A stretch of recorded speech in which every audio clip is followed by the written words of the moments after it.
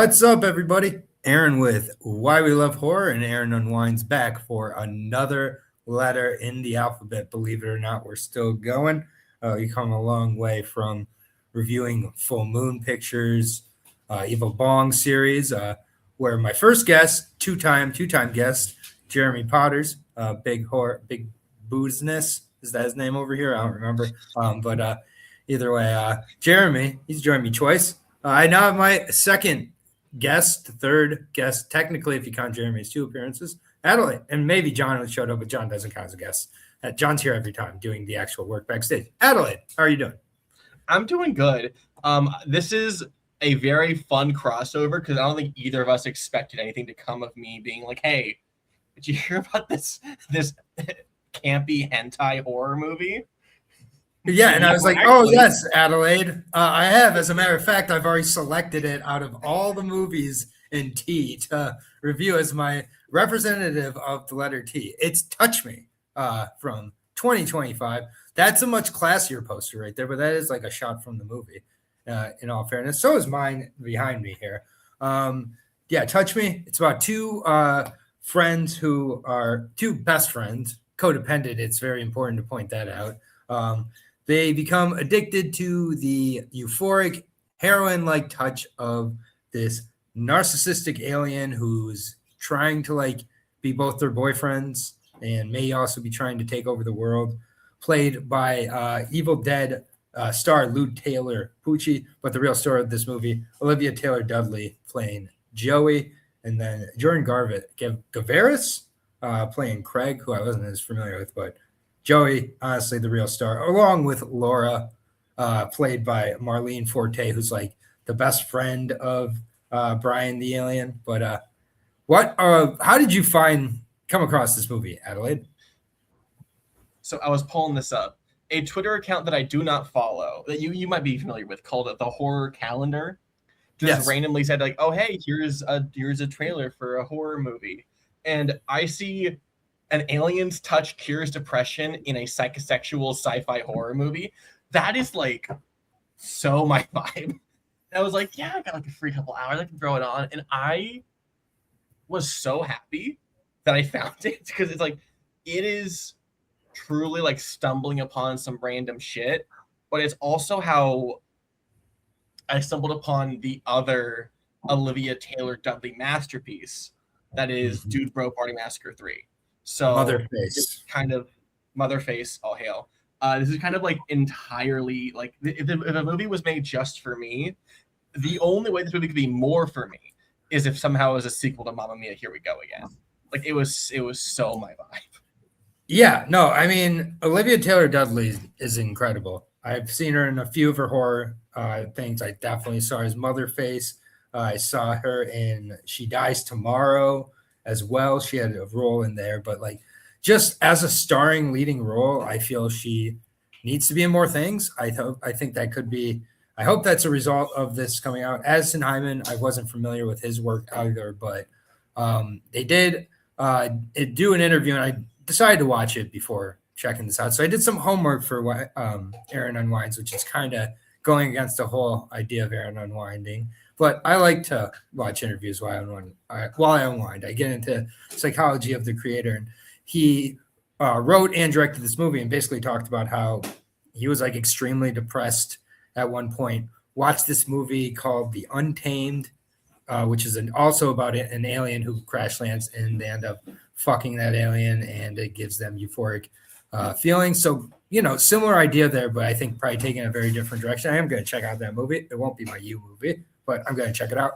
But with this, I think the reason that it's able to flow between such silly, funny moments and then getting almost as deep as, dare I say, an I Saw the TV Glow, where it just shifts in the middle of the scene from really funny to really effectively kind of dramatic, I found. And then, obviously with, with Laura and her story about her baby Peter before she reveals the whole that she made it up. I was just finishing laughing about how weird Laura was and all the weird kind of interactions they're having, and then she's talking about losing her child, and I'm just and like why she really found Brian and why Brian truly helps her. And it's like you're like having like a back and forth, or I was having a back and forth about do I trust Brian? Do I hate Brian? Like Brian's fucking everything,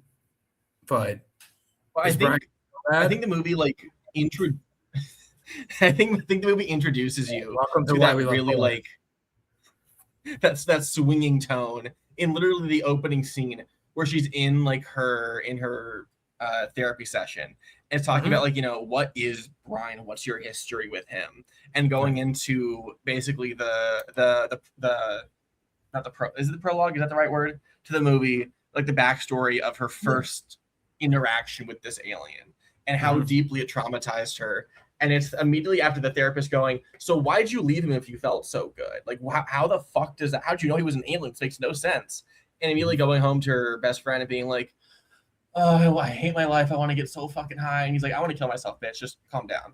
Like, it's so darkly funny.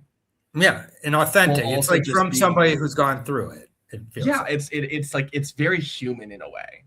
Mm-hmm. No, I agree, and it's also just like absolutely hilarious. Like it is the most I've laughed in a movie this year. Like I'd say, like honestly, like, and I just can't talk enough about Laura. Like I loved her. I thought her character was such a necessary part of the movie, and she just fully commits to it. Again, you know, and then like just overall, Brian. Like I don't want to bury the lead, but Lou Taylor Pucci, like. He puts everything into this role. And I mean, I do think that it like does not like kind of leave any stones unturned. Like the sex scenes are beautiful, but really weird. There's some like amazing, like, you know, there's like almost feels like one of the sex scenes with Joey and Brian feels like there's like, it's like a flash dance moment where she's being held up by the tentacles and like it's backlit like that. I'm just like, but it's played like, seriously almost, and the score is like also really unique in this movie as well. Like this is a super indie movie with no budget that was filmed on like 5 days, and it just to come out this well. Also produced by Moorhead and Benson, which they've done the incredible work. And like at first I was like, what the hell, like that. But as the movie went and as it keeps shifting those tones and getting into such real depths with these subjects like codependency, with the subjects of, you know, just toxic behavior, everything like that. It's just like I at one point definitely, you know, said to Abby as I watched it with her, I was like, yep, this makes sense. It was produced by Moorhead and Benson. Like it really does. And like it's the highest compliment I can give a movie, like for sure. And it's just like I'm just really impressed by this movie. I hope it gets seen because it's really, I think, got a wide audience for how niche it appears with the hentai porn angle. It's not really that huge of a part of this movie, and if like that's what's holding you up, you're kind of one of the problems the movie is trying to address. It's hard because I remember I think I paused the movie to go. That's what it was. I was watching this movie, and then later that day I left my apartment to go watch the drama with some friends, and they're like, "Hey, what are you doing?" It's like, "Oh yeah, you know, I was just watching this hentai horror comedy," and they're like, "What the fuck are you doing?" You're doing a disservice describing it like that to people. You're really keeping a lot of people from discovering this movie. It's a horror comedy with a little bit of hentai, mild hentai, like a little. That also makes it seem weird if you're like telling just like your friends like it's just mild hentai, because then they're like, how you know what spicy?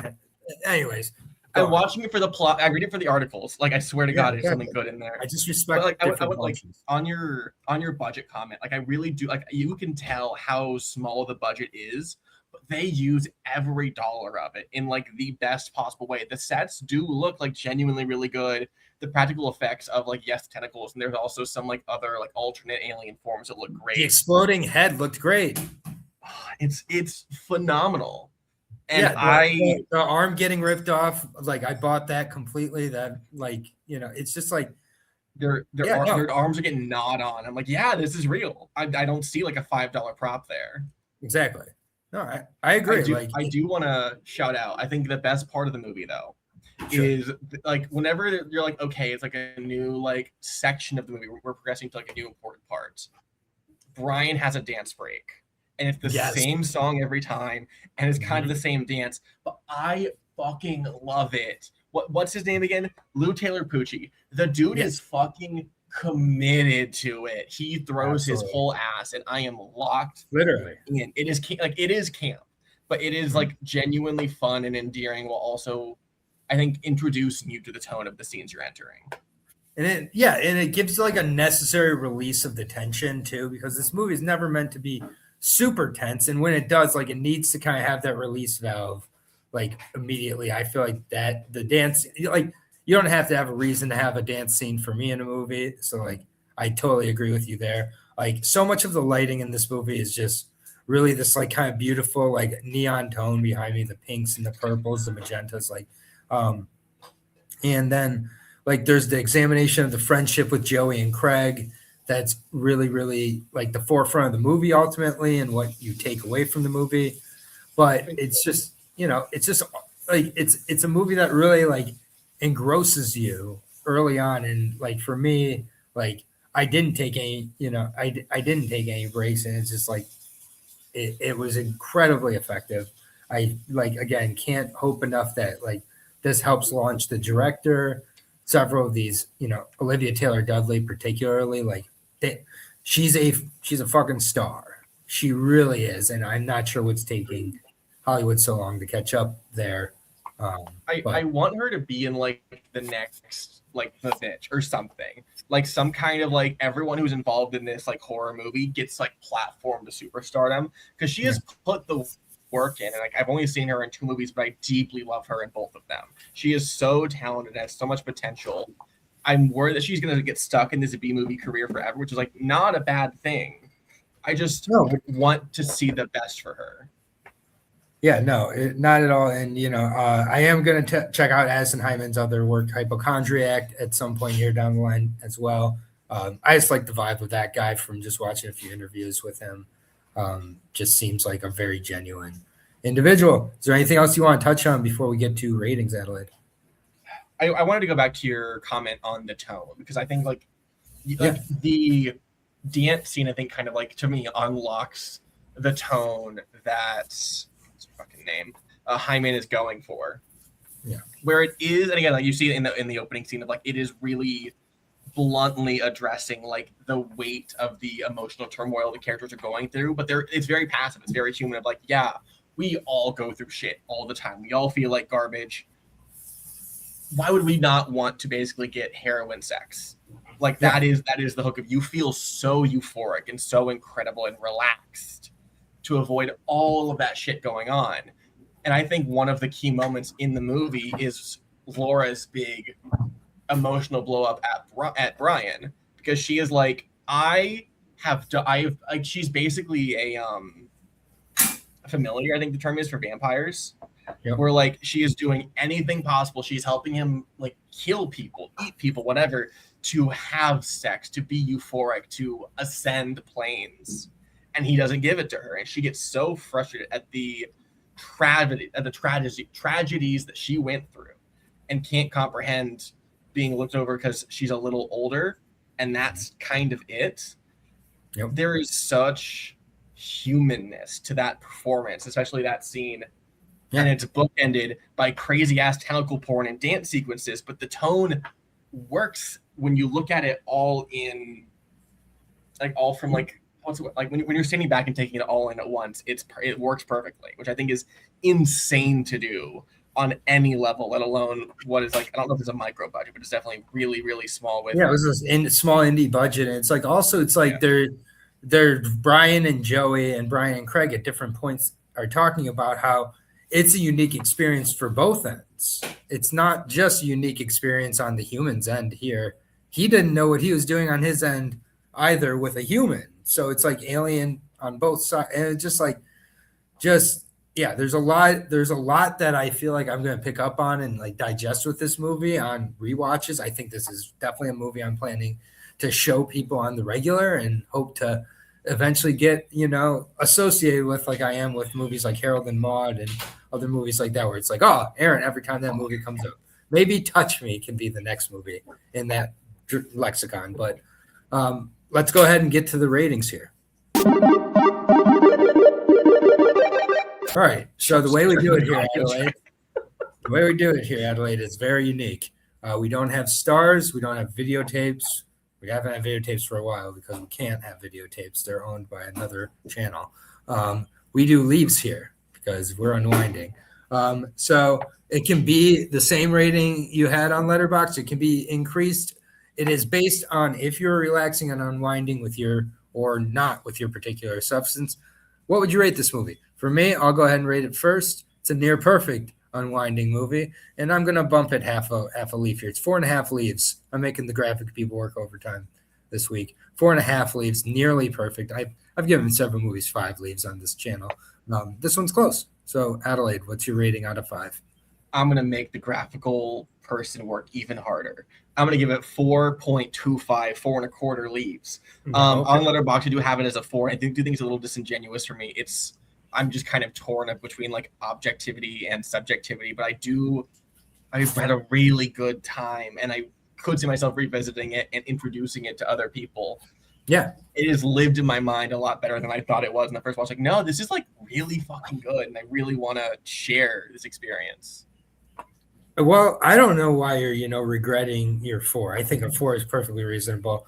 And, either way, like you should always just go based on how you feel. But going into next week, we have the letter U, and it's not slim pickings. There's a decent amount. I'm doing another John suggestion. I think I've done a few John suggestions now. I can't remember if I liked all of them. I don't think I did, but this one I have hopes for, and they're going to be high because we're unwinding. It's Unicorn Wars.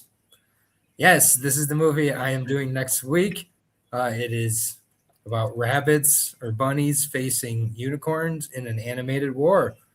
So my eyes are probably going to be slits next week because that's probably the state I'm going to have to be in to enjoy that movie. But the things I do for my country. All right.